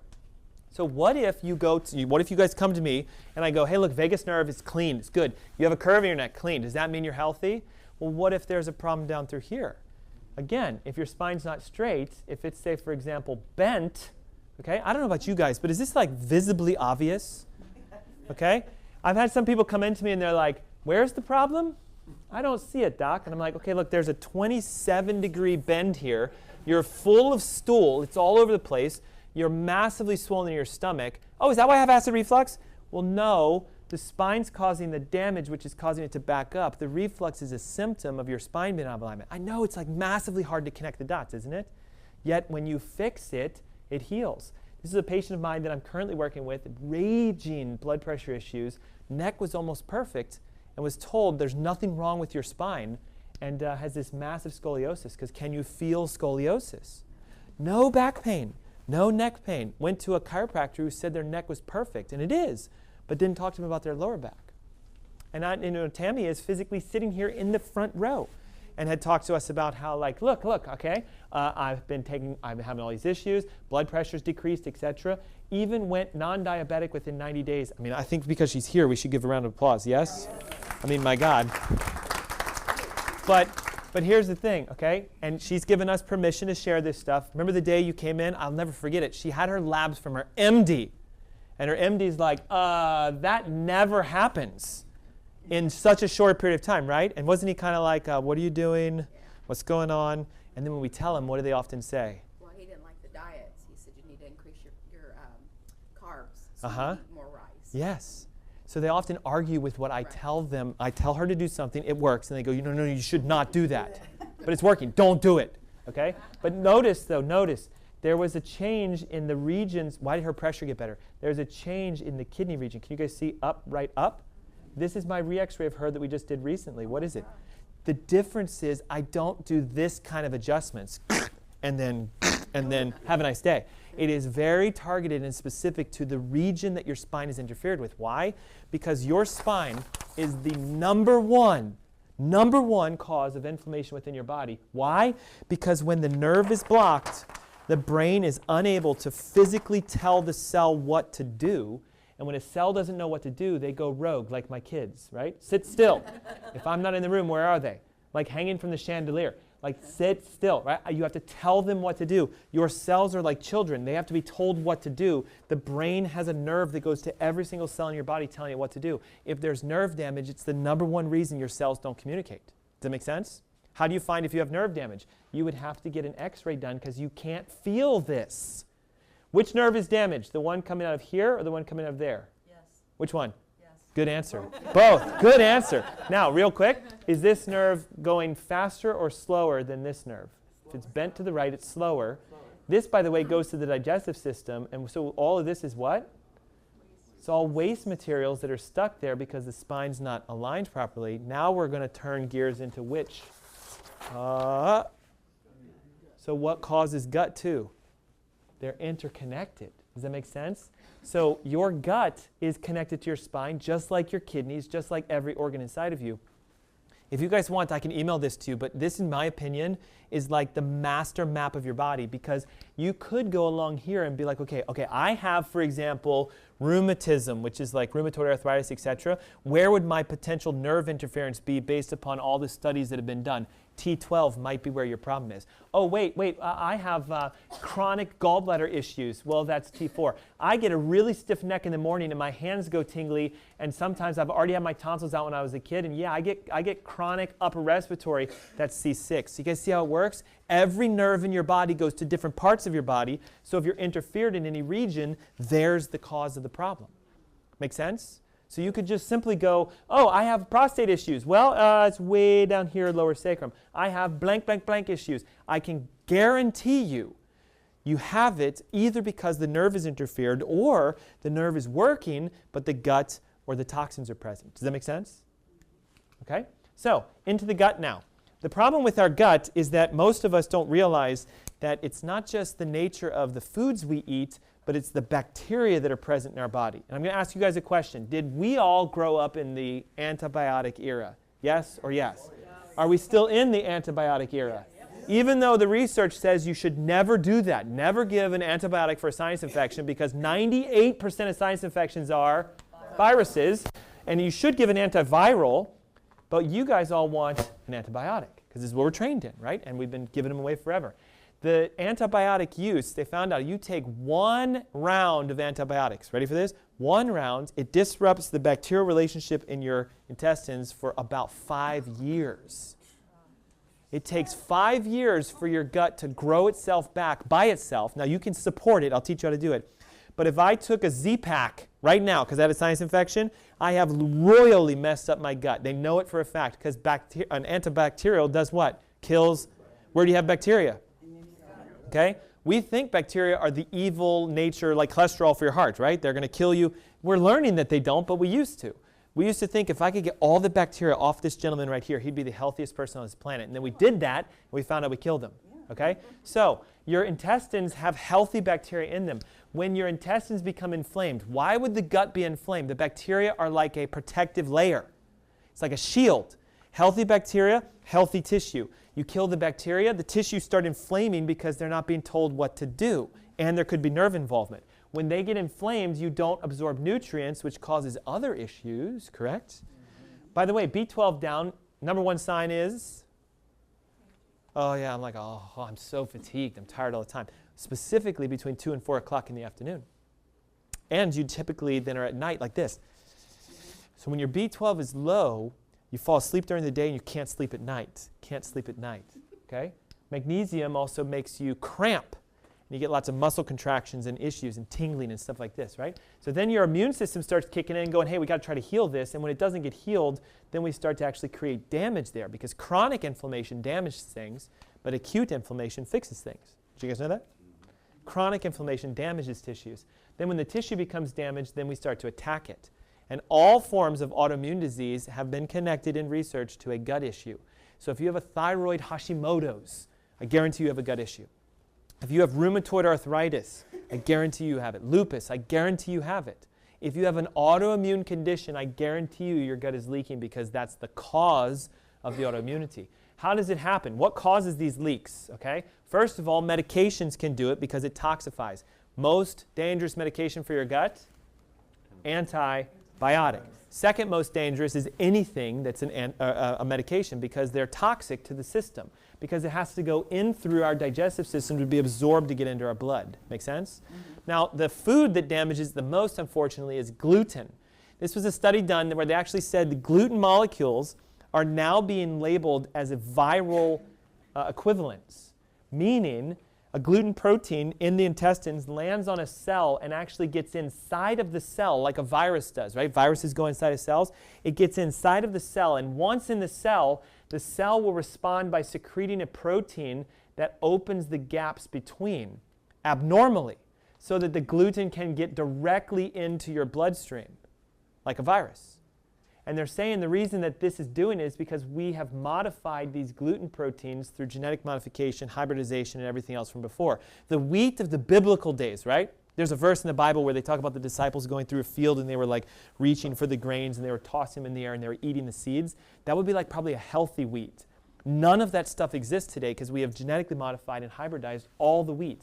In the United States, if you eat a bread product, you have a 99.98% chance it is a damaged gluten protein. So that means crackers and breads and all the wheat products are potentially doing this to you. So has anybody ever gone gluten-free and all of a sudden been like, oh my God, my sinuses cleared up, my headaches are gone? The reason for that is you're starting to let your body repair the digestive system. Gluten is the #1 cause effect for gut health issues outside of taking an antibiotic or a medication. So of course, part of the dietary reaction would be cut the gluten. What else would we want to cut out that causes damage to your heart that we talked about earlier? What kind of oil?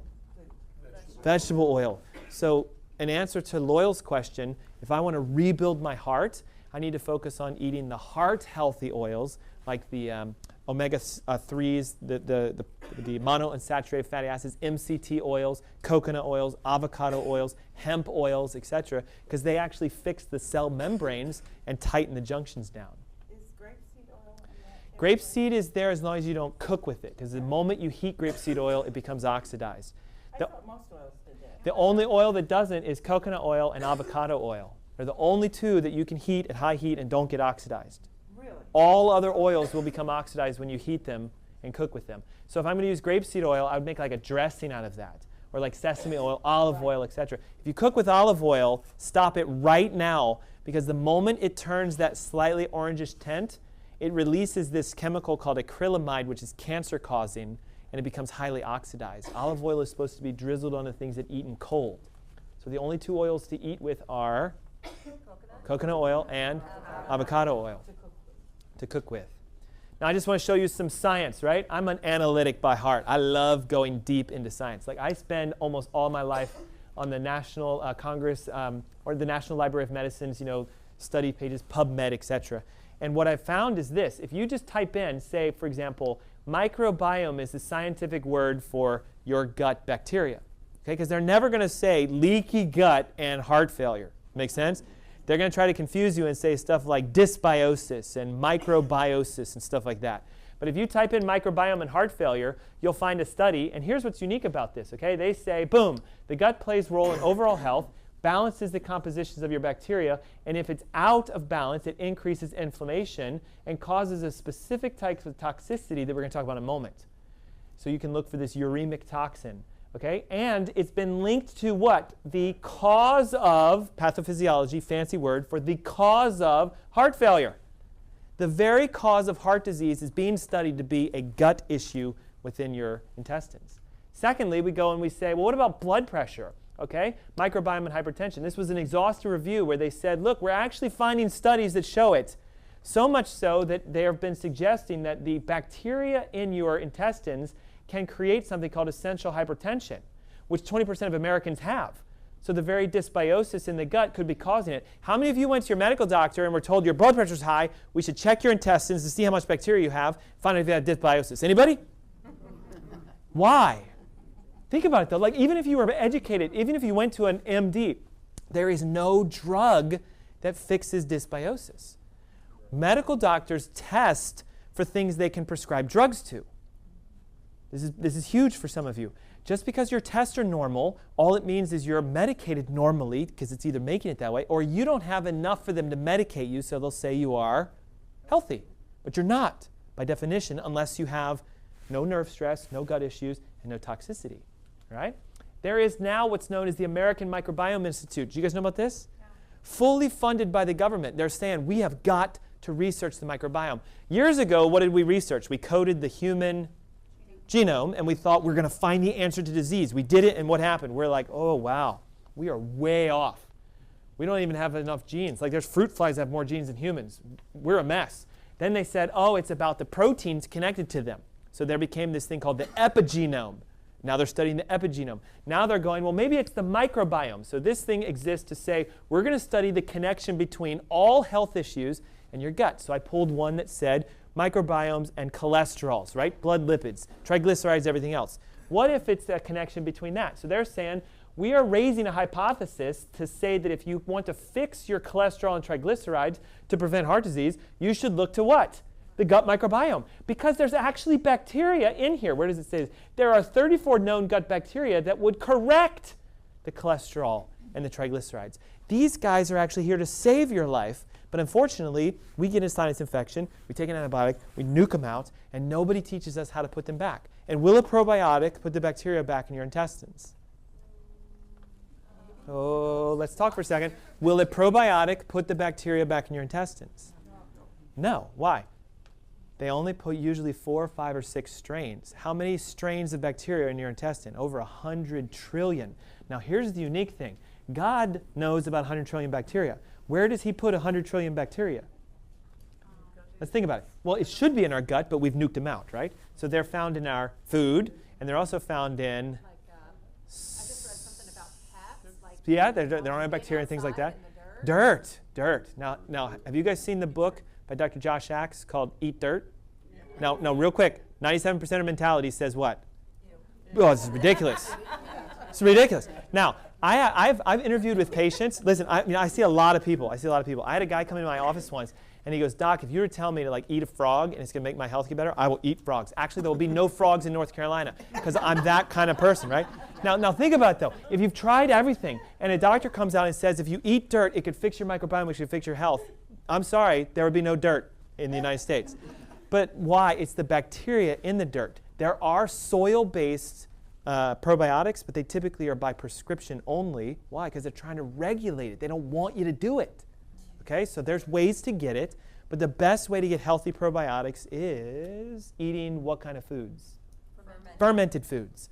Because it takes the natural bacteria found on the food and allows it to expand itself. But going out and buying fermented foods is not necessarily the best way to do it because they typically wash them in advance. It has to be raw, like vegetables or whatever that you do yourself. You have to ferment them yourself. Okay, so I can help you with it if you need some assistance. Now, there is a test that you can run that will show you if you have a leaky gut. Now, I think this is really neat because it is not a blood test. It's real simple. You can walk into an office. You can have this test done if you have the right scale to do it. And I'm going to help you with this, okay? If you have a leaky gut, are your intestinal cells inflamed? Yes. As cells inflamed, and like we talked about, the cells of the intestine start to spread themselves apart, correct? So they term it leaky gut because the stuff that's in your stool starts to get where? Into your blood. And I don't know about you, but viruses, bacteria, toxins, and just the other stuff. We'll say S for stuff, not the other word. Okay, that goes through, and if it gets into your blood, there's the issue, okay? In the infinite wisdom God built into your body, what do you think it puts to fill the gaps in? What does it use to fill in the gap to try to say, I'm going to seal this thing for you? Which is also a type of fat. You do sometimes get cholesterol plaques in your intestines. It's no different than your heart. It's the same type of cell, just in a different area. So could we test you to see how much fat you have in your gut versus the rest of your body? And make a connection to a prediction of if you have a leaky gut? And the answer is yes. Now watch. Did you know that there are scales out there? They're kind of expensive, right? The one in my office was a $14,000 scale. You know why they're so expensive? Because they show cause, right? You step on a regular scale that costs $50. It just shows you your weight. Doesn't tell you anything about what the weight is made of, right? How much fat is that? How much water? How much protein? How much muscle? So you can stand on my scale, and I can go, well, look, your trunk, which is where? Your trunk, this person came to an event of mine, has 45 pounds of fat in it. Now, that doesn't mean anything unless I know how much pounds of fat is on you as a person. Okay, 91 pounds. When I showed her 91 pounds, she went, wow, I just thought I needed to lose like 10. 91 pounds of fat on my body. Now, you guys know you're supposed to have some fat, yes? You can't live with no fat. So the scale will actually tell me how much fat you're supposed to have at the max. So I'm like, well, you've got to lose 30 pounds of fat. Wait a second, 45's in your abdomen. Who's good at math? What percent is 45 of 91? About what? Half. So ready for this? The golden rule is if half of your body fat or more is in your intestines, you have a leaky gut because it's trying to protect you. Now, here's the crazy thing. Most of us want the fat out of our gut, don't we? So we go work out, we change our diet, we do everything else, we lose 10 pounds, our stomach shrinks, but because we didn't affect the cause, what happens? It comes right back. And we get frustrated, well, I gained all my weight back. This is ridiculous. I can't maintain that diet the rest of my life. I can't work out 17 days a week the rest of my life. I can't do this, right?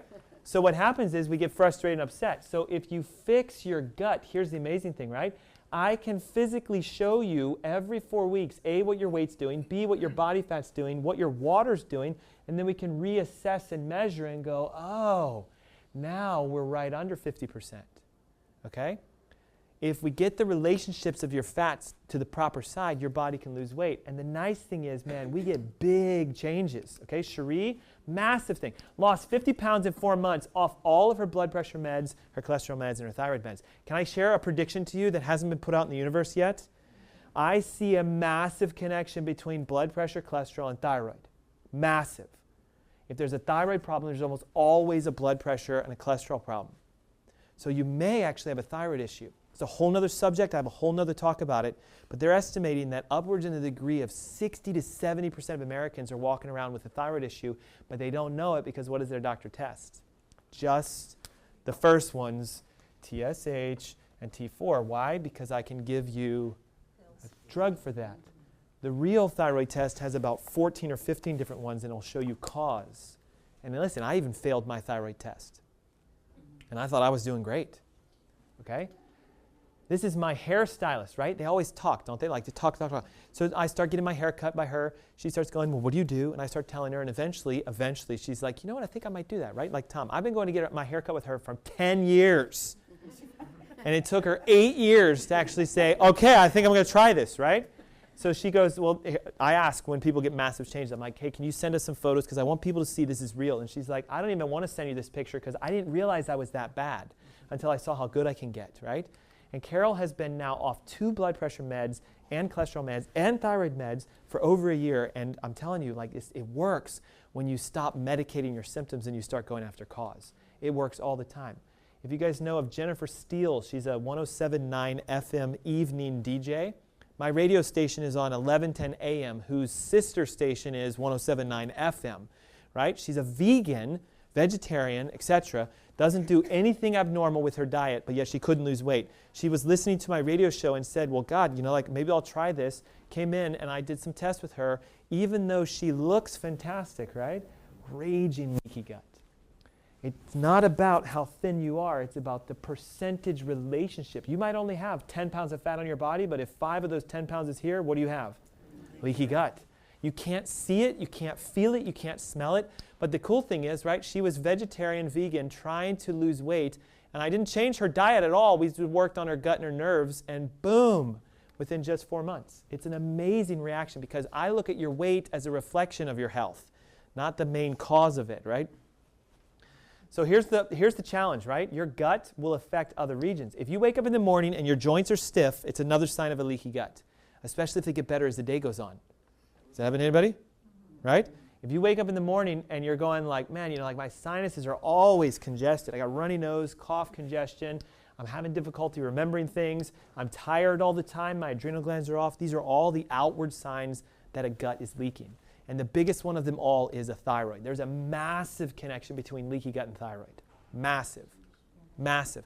The other thing that creates an issue is your intestines are directly connected through to your brain by the vagus nerve. And here's what's neat about it. They're now saying, ready? Your brain only makes about 5% of the serotonin that we thought used to make people feel so good, right? Antidepressants are serotonin inhibitors. They try to keep the serotonin in your brain, right? So if you're depressed, you would take an inhibitor to keep the serotonin here. Just recently, they went, oh, wow, the brain doesn't make it. The gut does. The gut makes your feel-good hormone. Now watch, here's what's crazy. If your vagus nerve is blocked, and you have high blood pressure, and you have a digestive leaky gut, and you can't make the hormones, or even if you could, if you had a perfectly working gut, if the vagus nerve is blocked, then the hormones don't get to your brain, and you still feel like your life is falling apart. I've seen people clear out their gut and literally go, like, I am amazed with how good I feel. Like a fantastic reaction.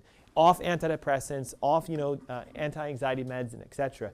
They're calling it your gut brain because they talk to each other using the vagus nerve. Again, where's the vagus nerve? Help me with it. Where is it? Is it here? It's right there, right? So if this is open, but you have a leaky gut, that could still be the cause of your heart effects. Does that make sense? If this is open, but you have a leaky gut, it could be the cause of everything else. Now, what do you think I see for most people? It is closed, and they have a... So then we have to address the big player, the toxicity, okay? Now, this alone is an entire conversation. I could stay here for 3 or 4 hours on this. I'm not going to do that, right? We're doing pretty good. It's only 12:35, okay? Did you know that by definition, if you're going to look at toxins, just like we talked about, an antibiotic and medications are the most toxic for your intestines, they cause damage, technically drugs are the most toxic thing you can put in your body. And I'll give you an analogy with it, okay? If my little pen marker was 30 blood pressure pills, okay? It's my month's supply. And I'm the kind of person where I'm like, like taking it once a day, that's a pain. I'll just do them all right now. I'll take all 30 right now. And we laugh because what are you guys recognizing would happen? Like instant. Why? It would be a toxic exposure to the human body. It would cause instantaneous death. Now, question, okay? Question. What is the difference between all 30 within 1 day and then all 30 within 30 days then? If this creates instant death, what does this do? Exactly. Yet, guess what? No one would really openly admit to that. Okay, and that's just one medication.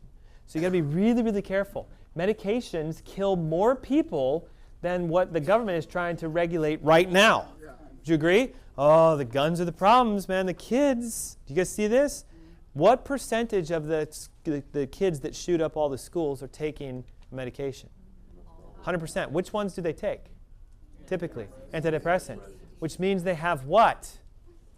Leaky gut and nerve involvement. I'm telling you, you could write whatever you want up here. School shootings, yes. Divorce, yes. I promise you, I know it's crazy, but I'm here, guys. It is the cause of all issues within human society today, in my opinion, okay? You have a better chance of dying from a drug issue than you do getting in a car accident, right? Yet, the 4. I'll try to sum it up for you guys, right? Outside of medications, in my opinion, food is the next biggest toxifier for us, okay? Again, I could spend 4 hours on food. We could talk about food to the nth degree. This slide pretty much sums up all of it into what you shouldn't have, okay? If we eat crap, which is carbonated beverages, refined sugars, artificial foods, or artificial sweeteners, or artificial products, and processed foods, I guarantee you you're increasing your toxicity. Guaranteed. Okay? Easy to remember, right? Crap. Carbonated beverages, refined sugars, artificial foods or sweeteners or things, and then processed foods, right? Yeah. Carbonated, that's even like seltzer? A good question, okay? Most people that drink carbonated beverages are drinking what kind of carbonated beverage? Soda related. Now, here's the problem with carbonated waters. Ready? Carbon dioxide, by definition, is a gas that has to be dissolved into the water. What happens to the pH of the water when the carbon dioxide goes in? No. It becomes acidic. Carbon dioxide in a water decreases the acidity of the water. If you drink lots and lots of carbonated water, you could run into an issue of creating an acidity issue within the body. Got to be careful. How do we balance the acidity of the carbonated waters, like the seltzer waters? We put what into it? Lemon. It's crazy because lemons are acidic, aren't they? But for some reason, when God said lemon in water, boom, it becomes alkaline. I still don't even know why. But you put lemon juice into carbonated water, and you've neutralized it now, right? But what is the best type of water to drink? Let's be brutally honest. Well, yeah, just flat water. Would you agree? But then water today is also a massive source of toxicity. So we've kind of like shot ourselves in the foot. So you have to filter your water. If you carbonate it, you've got to put either lemon or lime in it to re-alkalinize it, right? Even if you take alkaline water and you carbonate it, you've now neutralized it. Yes, ma'am? So high alkaline water. Well, here's the problem with high alkaline water. Can you drink yourself into an alkalinity state and cause a problem with that too? Yes, it's about balance, okay? So it's very popular to do these alkaline machines. And listen, I have one. I own one. It's in my house. But the challenge is I only turn it on to level 3 when what? My saliva is acidic and my urine is acidic because you have to test it. Okay? If your saliva is alkaline and your urine's alkaline, don't drink alkaline water. Drink the neutral water, which for me is like the 0 right in the middle. Does that make sense? Be very careful. You guys can make problems by drinking alkaline water all the time. Also, should you drink alkaline water when you eat food? No, because it will neutralize the acidity within the stomach, and you can't digest your foods because you have acids in your stomach. If I drink a high alkaline drink, I neutralize my stomach. A lot of people don't know that. I like alkaline water, but I also don't like it because you got to know how to use it. So we're going to do a test real quick. Is this a crap food? Is it crap food? Now let's talk about heart disease for a second. What in here would create heart disease? Say it again. The oil that they're fried in, because it's usually canola or vegetable. What about this? What does this do? Creates a leaky gut and creates inflammation within the body. Is this stuff crap food? This was like what my pantry looked like when I was, a young kid. Like, I mean, I'm not kidding you. We ate this stuff all the time, right? And we wonder why we get sick, right? Does anybody know what this stuff is? Oh, yeah. So if you don't know what this is, by the way, the food industry today is recognizing that we got a lot of waste products. We have like the bones and the knuckles and the joints. So when you buy boneless chicken, right, you pull the flesh off the meat, off the bones. While the carcass is left behind, you would think, like you guys probably do in your house, you throw it away, don't you? Like, I don't know if you're in there chewing and gnawing on the bones and things like that. I make broth out of it, but that's a whole different story. But watch. The food industry says, well, listen, man, we kill like 9 billion chickens a year. That's a lot of carcasses and cartilage and flesh and other bits and pieces of meat that we don't get. So what if we pulverize that into a material, blend it around, add some other stuff to it, mix it together, turn it into a mush, add ammonia because it's nasty and toxic, bleach it, turn it back to white. We could call that chicken meat, like chicken nuggets. No joke. We could call that processed meat. Now, I don't know about you, but I've never seen a chicken that has a perfectly circular piece of meat in a perfect circle. Okay, how do we create circular meats, like lunch meats? We do this to them, and then we put them into a log, and then we slice them into 1 million slices, and we sell them to you as chicken. Because technically, according to the FDA, it is chicken. Bones, cartilage, joints, tissues. Now watch though, ready? This is where it gets really dangerous. If you have a leaky gut, and those are bones, nerves, joint tissues, organs, because you guys don't eat thyroids of chickens, do you? You might, okay? And you eat that, you're eating processed foods. When those little bits and pieces get into your blood, like joint tissues, nerve tissues, muscle tissue, what does your body start to do? It says, what the heck is joint tissue doing in the blood? That's not supposed to be here. Antibody response against joint tissue. Now you get autoimmune joint disease. Why is there thyroid tissue in your blood? You're not supposed to have thyroid tissue in your blood. Oh, we'll build antibodies against the thyroid. Leaky gut is what creates the autoimmunity because we eat the foods that are spiking it because they're falling under those 4 categories. Make sense? So what do you have to do? You have to get the crap out of your diet. C-R-A-P. Make sense? Real simple. But at the same token, when we're talking about toxins, the issue is, okay, if I am taking medications, if I'm drinking water that's not clean, if I'm eating these crap foods, I start to accumulate these toxins, don't I? Because your body's like a good vacuum. It holds on to it all. Now, here's what's unique about toxins. Toxins are attracted to what? Something specific in your body. Yes, where do you have the most amount of fat within your body? It is a trick question. Where do you have the most amount of fat within your body? Yes, but every cell in your body is made of fat. The majority of the physical makeup of your cells is actually fat. Your cells are made of fat. So the more toxins you have, the more toxins end up in the membranes of your cells. And when toxins are here, what happens? It becomes inflamed, meaning it's blocked, etc. So if a receptor for insulin was supposed to push sugar into the cell to make energy, if the receptor is blocked because of inflammation, you could have normal insulin, but your sugar would be high, and you'd be diagnosed with diabetes. So what's the cause? Get it? Those 3 things. Nerve, right? Because if the nerve is damaged to the cell, then it's not working properly. If there's toxicity, or if there's a leaky gut creating the inflammation with it. So if you don't address the toxicity and say, for example, you diet, you change your life, you do what everybody does to get healthy, right? The average person that I meet with, how are you going to get healthy? I'll eat smoothies, I'll do salads, carrots, I'll go to the gym, right? Like if you were put on the spot and you had to come up with how to get healthy right now, wouldn't you guys do that? Okay, but the problem becomes if you don't address the toxicity and you go to the gym, you lose some weight, you change your diet, you're actually increasing by concentration your toxicity. Does that make sense? Then what happens is your body goes like this, oh my gosh, this is really dangerous. We need the fat you just burned off, which is why you're fat in the first place, by the way. So we're going to put it all back. And that's the classic yo-yoing, rebounding that people get sucked into. Listen, if you want to lose weight and keep it off forever, you address the toxicity. When the toxins come out, guess what your body does? And it doesn't require the gym. There should be like a amen, hallelujah, praise Jesus revival right now, right? Also, it doesn't really require much of a dietary change other than getting rid of the crap. That's all it takes. Get rid of those 4 things and decrease your toxicity, and off we go. Now here's what I want to show you guys, because this is kind of like relatively new, but there is a really simple at-home urine test you could do that will show you how toxic you are. Very simple.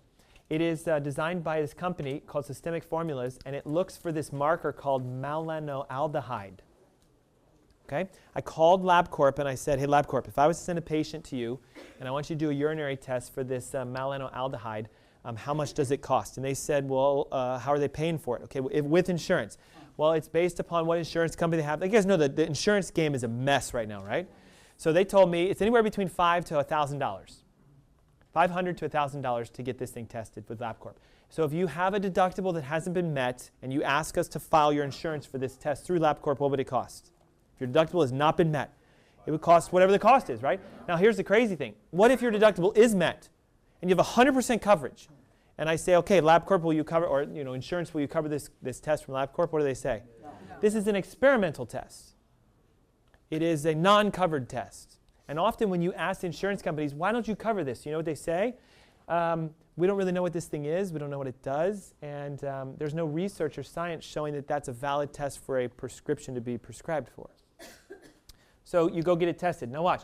You can literally drip a little bit of your urine into this vial, and it will turn a color based upon how toxic you are. I don't know about you, but this is phenomenal. For 2 reasons. 1, you're going to see where you're at. And 2, as you heal, you should see it return to normal, which gives you the indication you've repaired yourself. Does that make sense? Okay? It's 50 times more accurate than the blood test for inflammation and toxicity. Now, these are 2 patients that came from my last event. And they both said, Doc, I don't even know why you had me run in the beginning because I already knew I was toxic. But I do it for visualizations, right? Every single person that I've ever tested as a new exam that's never worked with us before, I've never done anything, has always been in the extremely high states. And you know what's interesting? They go, no one has ever checked this before. Now you can get deeper and you can do blood work for it, right? We can look for things like cardiac reactive protein. You guys know that's the inflammatory marker that tells you how much oxidation and lipid peroxidation is taking place within your heart. Did you know that? You can actually run a blood test and find out how swollen and inflamed your heart is. Is this included on your basic annual CBCs? No. It's weird, isn't it? Now you could also ask for homocysteine, which is a global inflammatory marker, right? Sometimes they include this, but is there a drug to make homocysteine go down? No. Again, you can look for thyroid hormones, you look for vitamin D, etc. The panels that I run are called functional blood panels. This is about 7 to 8 pages, and it tells me everything about are you inflamed, are you toxic, what's your cholesterol doing, what's your sugars doing. I love them. And by the way, this test is about $1,500. It's insane, isn't it? You know why it's so expensive? Because it would show you the cause of your health condition. Why is an MRI usually like thousands of dollars, but an X-ray is only like a couple $100? Does anybody know? Because it shows more detail. The more detail a lab, the more expensive they cost. If you want detail all the way down to do you have antibodies against your thyroid, $800, $900 just for that test. It's insane, but they do it because most people can't afford that stuff, so they don't get healthy and well. Make sense? So what I do when you guys saw that $897 thing, I'm including the blood test, that little P test that shows the color. I'm including your x-rays. I'm including your leaky guts, your tests and everything. And we're going to give you guys a $400 discount because this test right here, through LabCorp, they charge my office $497 because I have a doctor discount with them, right? Which I'm only supposed to run on myself. So the nice thing is I run them on everybody. And they're like, wow, you're just testing yourself very frequently. Yes, I am. I'm testing myself like 400 times a day. Okay, you guys get my doctor's price for this. And here's what I do. If you want to get checked or tested, if you have a red folder, okay, what we do is we basically say, if you can cover the cost of the blood test alone, just the blood test, I will do everything else at my expense. I'll check your spine. I'll check your leaky gut. We'll give you the urinary toxicity marker. And then I do a couple other things, okay? 2, I include your second follow-up to go over the results and to give your first therapy recommendation, and then I retest you to see how your spine reacted. And then I include the 3rd visit for us to sit down and say, okay, here's what happened, here's what's going on, here's what my plan and design would look like, here's what you need to do, are you ready to go do this? Okay, we give you all of it. And then, because this sort of came to me. God was like, you know what? Listen, you just need to give more to the community, okay? So here's what I've been doing since 2018. If you're here today with a red folder and you're like, that sounds phenomenal, I want to do this, okay? You invest in your health. If you start my coaching program, if you let me help you with your health, I will reinvest that back into the cost of your care program. So in essence, you're getting everything for nothing, absolutely free. But it's your decision if you guys want to do that. Does that make sense? The testing is absolutely crucial. Here's something, though, that I really want to focus on real quick because it's a test that may need to be done. All right? Recently, I don't know if you guys know about it. Who knows the celebrity fitness guru Bob Harper? Anybody? A few of you do, okay? He was the guy who did like The Biggest Loser, right? He's, very, very healthy, etc. He's like a CrossFit advocate. He's, practically vegan, juices all the time. Do you guys know where I'm going with this? It was exactly today, 1 year ago, that he had a heart attack. Today, okay? Now, I don't have the photo to show you because it was on his Twitter feed, and I didn't have time to get it up here. But he's like, listen, because of my 1 year anniversary, I wanted to share something personal, let you guys know I'm so thankful. We have medicine, we have doctors, we have hospitals. Have you seen his new commercial? He's now a drug rep celebrity for a brand new drug called Balonix, I think, or Balixix or something. It is a anti-platelet clogging drug. Now, there's a little tiny bit of some like massaging that's being done to program you guys with this, right? A really healthy CrossFit workout guru who's also a fitness trainer and a dietitian would have what kind of cholesterol? Should be low. So how did he have a heart attack? Oh, he had platelet issues. So we're going to prescribe him a platelet drug, and we're going to ask him to be the platelet celebrity to let you know you could have platelets clog your arteries, because Bob Harper is a fitness guru. He didn't have a heart attack because of cholesterol. He had a heart attack because of something else. Now, I'm going to ask you guys a real quick question. Those of you who either know who he is or know what he looks like, what does Bob Harper have a lot of on his body? Tattoos. Lots and lots of tattoos. Do you guys know this? He has what are called sleeve tattoos. Do you know what those are? Or you could wear a T-shirt that's sleeveless and it would look like he has a shirt on. Also, the photo he put up of himself on the internet when he was intubated and had his cardiac monitors on him, he has a massive red heart tattooed here. He has a whole host of roses and all kinds of things going down the side of his chest. Now, lead is in red pigments of tattoos. Now watch this, okay? This journal was published in 2011. This journal was published in 2017. This journal was published in 2011, where they showed the direct correlation between the amount of lead in your blood and urine to your likelihood of having a heart attack. 1-to-1 correlation. This study here said, with the surprising benefits of doing chelation, EDTA is a type of chelation product that can pull metals out of your body. My God, when we chelated people, their cardiovascular disease went away. We unclogged their arteries. We took the plaque out by getting rid of the lead from their bodies. This one said heavy metal poisoning and cardiovascular disease, direct connection. 3 known toxins that are metals directly connected to heart disease. Lead is the big one. Where do we get lead from outside of tattoos? Because you guys might be like, oh, thank God, I have no red tattoos. I am lead-free. Okay, real quick, where does lead come from? Today, where does lead come from? My pencils. That's graphite, right? They used to be lead. There's aluminum in deodorants. Okay? Today, it's almost nearly impossible to find lead in any product because we got rid of all the lead because we found out it was causing big issues, right? Paint did used to, old paints. So if you live in a house that's more than like 60 or 70 years old, you probably have lead paints. Some water today has lead inside of it, but it's typically well water, okay? But, now watch this, okay? Vaccines have mercury. They have lots of mercury. But lead, ready for this? Lead is passed down generationally through the blood from mom to you. Because no matter if you're a male or female, you definitely came from a mom, right? You all cool with this? Basic anatomy? Okay? You grew up inside of your mom. Your mom's lead levels are transferred to you because lead can cross the placental barrier. Okay? Now, I don't know about you, but my mom grew up in the lead generation. And her mom grew up in the definite lead generation. Does anybody know what the lead generation was? Leaded gasolines, leaded paints.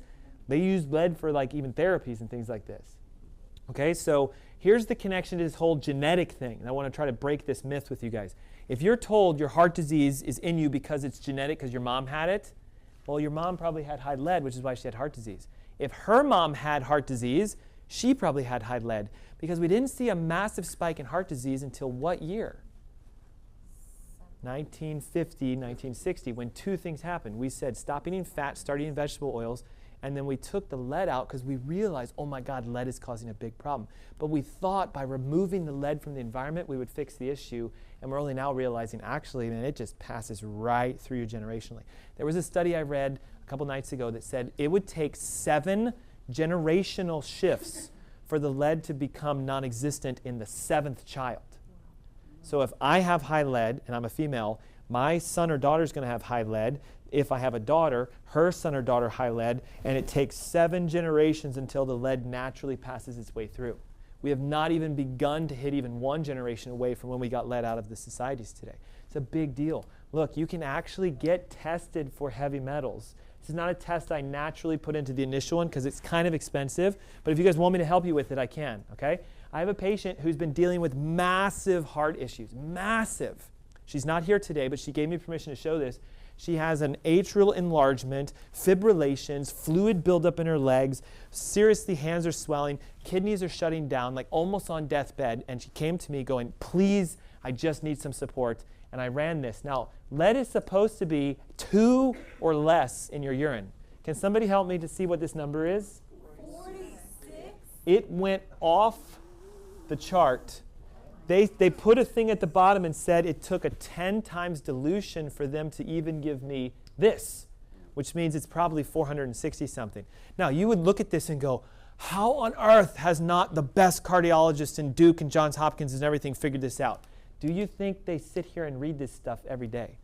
Guys, they are so, I love our medical system. I love our doctors, okay? They're really good people, but they're so overwhelmed, they don't go home and sit down and go, all right, tonight I'm going to look and see if I can learn something new. They don't do that anymore. What they teach them is what? Pharmaceutical industries. Now, they do this research. Trust me, they do. And they go, we got to figure out how to hide this from them so nobody knows about this. You know what we'll do? We'll put this stuff in things that they give to people so they think it's normal and healthy for you. So like the flu shot has mercury in it because they believe mercury is a product that helps to keep the virus in the vaccine sort of inactive and unstable so you won't get sick from it, but it causes problems, okay? If you have never had your metals tested and you currently have high blood pressure and arrhythmia, dilations, etc., you need to get it tested and you need to chelate lead out, which is kind of complicated and hard to do. Another 3-hour seminar if you guys want me to stay for that. I know, right? I know. So here's what I'm going to do just for today. I hope that 2 things have happened. A, your minds just went like this. But B, that there are enough pieces still left after the explosion that you go, I think I actually get this. Like it's not that complicated, right? Robert Frost wrote this really popular quote in a poem of his, right? 2 roads diverged in a wood, and I took the what? 1 less traveled by, and it made all the difference. Ready for my analogy? Okay? More traveled road, because you can see the indentations of the tires. Less traveled road, right? Less traveled road. If I'm here for heart disease, what's the most traveled road for it? Take a medication, statins, low fat, low salt, everything else. I'm asking you to go the road less traveled because I promise you it will make all the difference in your life. I have absolutely no medications that I consume right now anymore. The MRIs in my lungs show all the scar tissue is gone. My pulmonologist said it's like literally a miracle. We've never seen it clear out. I haven't taken an inhaled corticosteroid in over 20 years. I'm off all medications. My kids live a perfectly, purely clean life. I know what I need to do for them now. Neither of them have been vaccinated.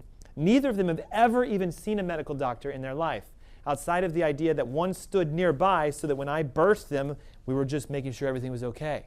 All right? I know that the life I live is sometimes considered crazy and insane, right? But when you understand the idea behind the power that God gave to your body, it just makes perfect sense. At least it does for me. My only question for you, especially if you have a red folder, is would you like me to see if I can point you in a direction? Look, if you did nothing but just got the testing alone and found out that there was a cause of something you could go after, even if you don't use me for it, was that worth it? Yes. If you do use me for it and I show you what to do, then guess what? You get a reinvestment of your cost back in and your care is now $497 less expensive. I'm trying to make it so that there's really no other option than doing it, but I know it's ultimately whose decision? Yours, not mine. Does that make sense? So here's what I ask for you guys. Can I see a red folder real quick? Actually, all I need is this. I'll give this right back to you, okay? If you want to do this, okay, there's this little tiny half sheet inside of there, and this is really going to save a ton of time for you if you pre-fill this out by telling me what's a good time for you to come into our office to get the evaluation to be done. So we do need your name and some basic information. I ask you to do two things. Slash through this, write $497 and sign it, because technically I have to show you what you get and the cost you paid so that it makes sense to you guys. Okay. Second, please pick more than one availability. So if you're like, hey, Monday at 3:30 works, could you also do Wednesday at 3:30? Put a star. I know this is a lot, right? Put a star next to the one that you really, really want. So that when you get up there, they'll go, okay, boom, boom, it works, great, boom, and then you guys will be taken care of. They do scheduling. They'll answer any of the questions that you guys have. What this involves, again, is the full exam and evaluation in my office. Blood work, urine work, neurological, leaky gut test. It involves also the follow-up appointment for us to go over those results, make a nutritional and or neurological and or toxicity suggestion, recommendation, retest you, and then have you come back for your third visit so we can sit down and say, okay, here's how you reacted, here's what I see, here's the plan that I would do if I was you, and then you guys get to decide if you go from there. Make sense? So all you have to do is name, info, choose your dates and times, and then when we finish in just a moment, we stand up, we go right over there where it says VIP guests. Let's wave to everybody. That's Angela and Shaquana and Kelly and Tom. They are incredible rock stars. In fact, and listen, like we couldn't even do half of what we do here today without them. So could we also give them a round of applause, right? So here's what I want to show you guys real quick. Yes, ma'am. Do you do all of this work, or do you have assistants helping? Oh, so I have an associate that helps with me. I have my clinical tech, Angela, who helps with me. I don't do it all myself, but the first 3 visits will be engaged with myself, guaranteed throughout. So you'll meet with my assistants in the beginning to get all the testing done. When the results come back, you'll meet physically with me to go over all the results. The first therapy session is done through with me. Third visit is done with me for us to see where you're at. And then based upon the programs, you'll either be engaged with both of us, one of us, all of us, etc. It's a multi-therapeutic system with more than just myself doing it. Same thing with the adjustments? Absolutely. Yes, I have a doctor that I've been trained. He's been a chiropractor for over 15 years. He's trained under me. He is my chiropractor, so he's the associate that helps me with that. I do some of the adjusting, and he does some of it as well. And that's a great question. Do you have any offices in Charlotte? My office is in Charlotte, and it's actually just behind this hotel right here, because this is north side of Charlotte. This is Charlotte, yes. I know, I was like, did you come to like the other side of the world? Still Charlotte. Until you go past 85 on that side, you're still in the side of Charlotte, yes. But so I will show you then, right? So like my office is physically, so we're sitting in this hotel right here. If you were to walk it, apparently it would take you 6 minutes to get to it. You would just come up through here, get onto Statesville Road, turn right, turn right. I sit right there. So the hotel you're in is here, my office is there, so you'll now know where to get to us, okay? Listen, I do realize that distance for some people is a challenge, okay? If there was someone that did what I did near you, I would send you to them. Okay, the challenge is, I've done this research all the way from Spartanburg, South Carolina, all the way up to like Hickory, North Carolina, to Salisbury, Concord, and even way over into like Estonia and everything else. There is no one that does what I do. Okay, so sometimes the trip is worth everything just for that nature in it. But again, your decision if you want to do that. So I wanted to show this because this is kind of my visualization of how I think about it, right? If you're here and we get tested, we fix these 3 things, you guarantee yourself towards a path towards health. This is how your bodies were designed to be created so that they can express health within, right? If you break a bone, it heals all the time, doesn't it? Clear out the stressors in your body, it heals all the time. And so with that, I congratulate you guys for coming today. I hope you found it to be informative. We have, in my opinion, ended slightly early, so I will stay here for about 5 or 10 minutes to answer one-on-one questions up here if you need. Otherwise, you guys know you can meet with my staff if you're doing appointments. And thank you so much for coming today. Thank you. Yeah, that's fine.